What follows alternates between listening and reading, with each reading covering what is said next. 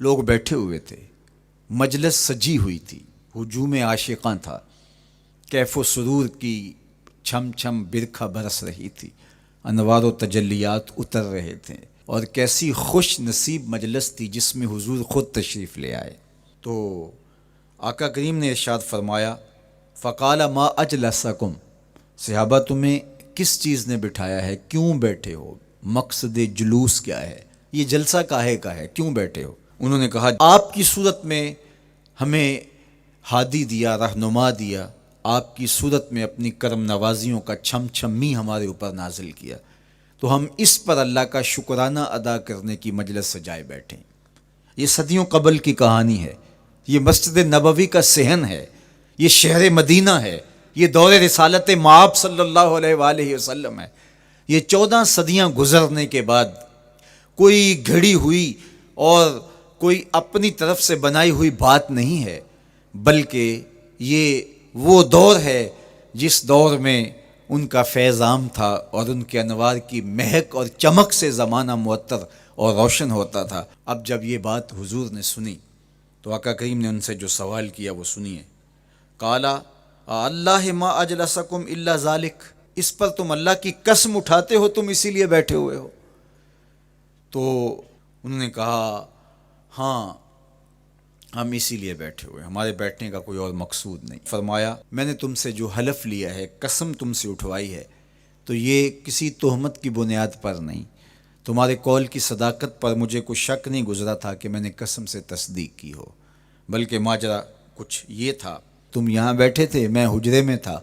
جبریل امین حاضر خدمت ہوئے، فاخبرنی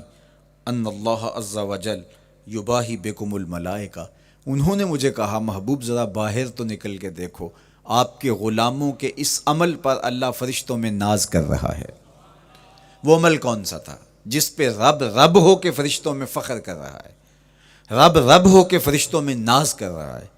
وہ عمل یہ تھا کہ صحابہ مل بیٹھ کر کے اللہ کی حمد بول رہے تھے، اللہ سے دعائیں مانگ رہے تھے، اللہ کا شکر بجا لا رہے تھے۔ کس بات پر؟ کہ اس نے ہدایت اسلام عطا کی اور محمد عربی کی شکل میں ہادی و رہنما عطا کیا، اس پر وہ اللہ کا شکرانہ ادا کر رہے تھے۔ تو اس پر جبریل امین نے آ کر کے حضور علیہ السلام کو بشارت دی اور اللہ کا پیغام سنایا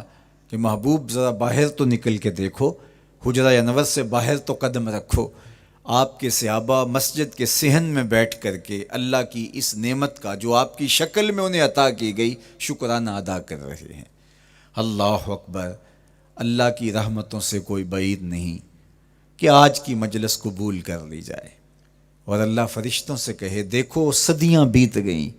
یہ آج بھی بیٹھ کے اس نعمت کا شکرانہ ادا کر رہے ہیں،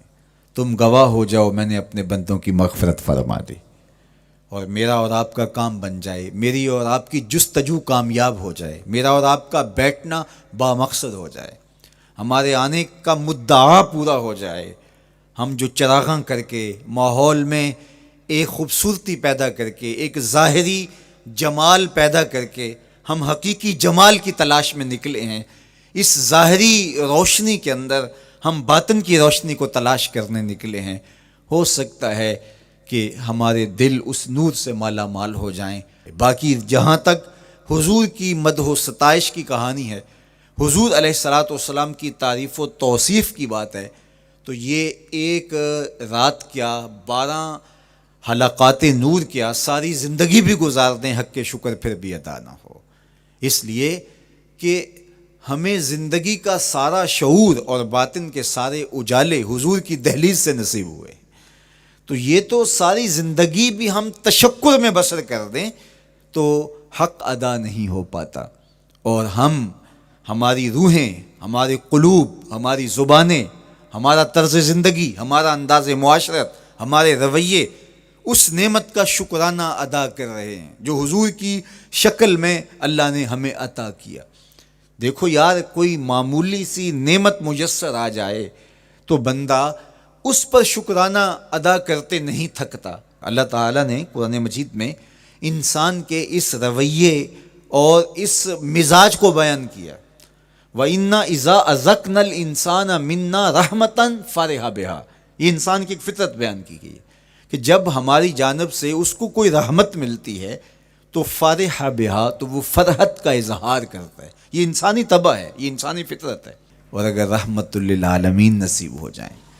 تو پھر کتنی مسرت ہوگی. تو یہ اللہ جل شانہ کی طرف سے عنایت ہے جو اہل ایمان کا مقسوم ہوتا ہے اور اللہ ان کو عطا فرماتا ہے.